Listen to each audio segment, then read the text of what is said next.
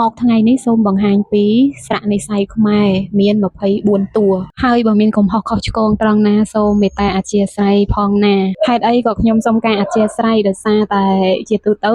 នៅក្នុងសភៅភាសាខ្មែរថ្នាក់ទី1របស់ក្រសួងអប់រំយើងដែលបង្រៀនសប្តាហ៍ថ្ងៃហ្នឹងគឺលើកយកស្រៈនិស្ស័យមានតែ23តួដោយឡែកវីដេអូខ្ញុំថ្ងៃនេះនិយាយពីស្រៈនិស្ស័យរហូតដល់24តួអញ្ចឹងវាលើសមួយតួហើយតួនោះគឺស្រៈអ៊ីសំលេងអ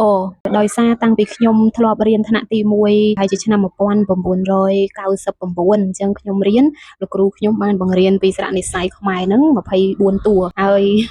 ដោយឡែកសប្តាហ៍ថ្ងៃនេះមើលទៅលើសៀវភៅកូនដែលក្រសួងមានសប្តាហ៍ថ្ងៃហ្នឹងមានតែ23តួឯងហើយថ្ងៃនេះខ្ញុំនៅតែលើក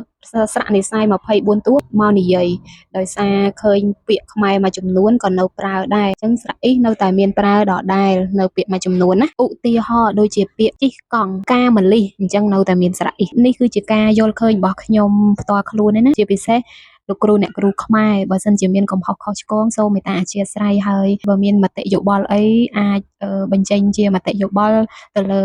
ស្រៈនិស្ស័យរបស់យើងបានពួកអីខ្ញុំមិនមែនជាឯកទេសខ្មែរអញ្ចឹងណាអញ្ចឹងខ្ញុំនឹងទទួលរាល់ទាំងការរិះគន់ដើម្បីស្ថាបនាល្អទាំងអស់គ្នាហើយខ្ញុំក៏មានការភ្ញាក់ផ្អើលដែរនៅពេលដែលខ្ញុំបង្រៀនកូនពីស្រៈនិស្ស័យ